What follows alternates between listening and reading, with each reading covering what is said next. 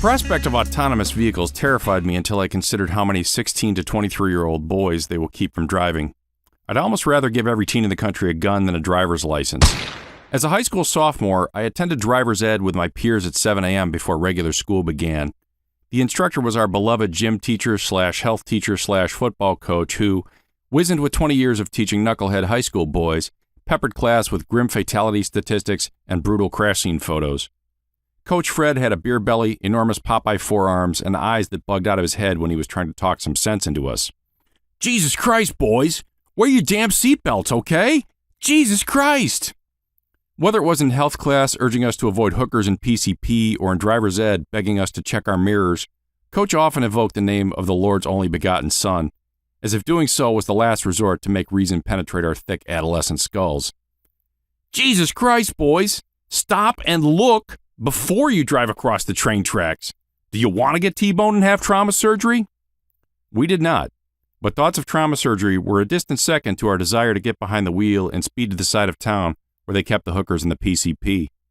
Not that many of us suburban Catholic boys would actually do hookers and PCP, but we wanted to get a look and see what all the fuss was about.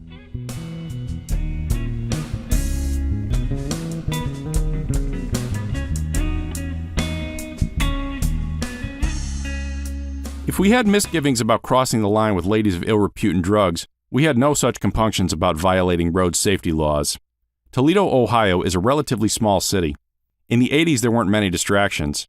The runt brother of Detroit just 50 miles away, Toledo had the same industrial complexion, but probably less than half the population, and none of the big city cachet enjoyed by Motown.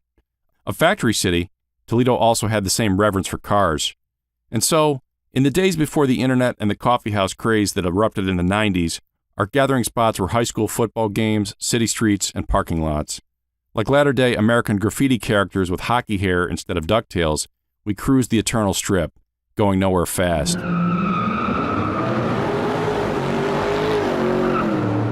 On my way to one Friday night football game, I got a ticket for driving 89 on a 55-mile-per-hour highway.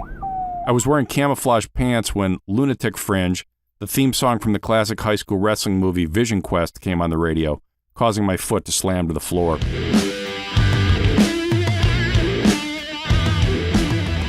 Another time I rear-ended a car while racing my friends to a stoplight. But my car problems were passé compared to my classmates. Even the most sane among them committed at least one major offense. Miraculously, no one died. Friends of mine would routinely do shoulder passes on the highway. That's where someone isn't going fast enough, so you pass them in the emergency lane.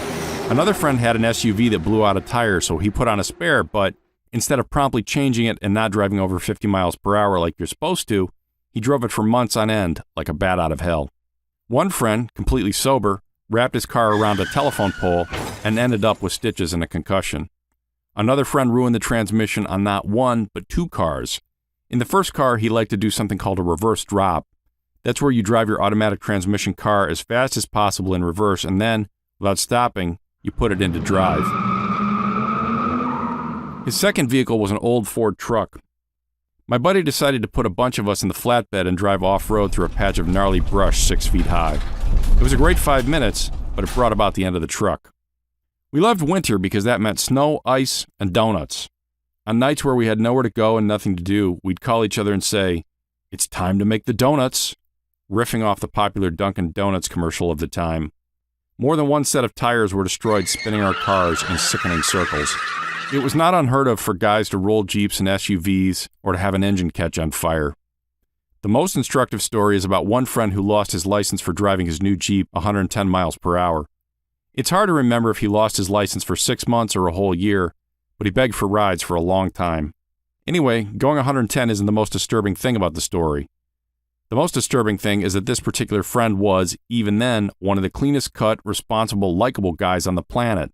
He sported a father-knows best haircut and an honest face, which was pretty amazing in the age of MTV. Last I heard, he was a very successful, perfectly boring citizen, but what if he'd rolled into a ditch and bought it like a crazed dystopian gangster fighting Mel Gibson?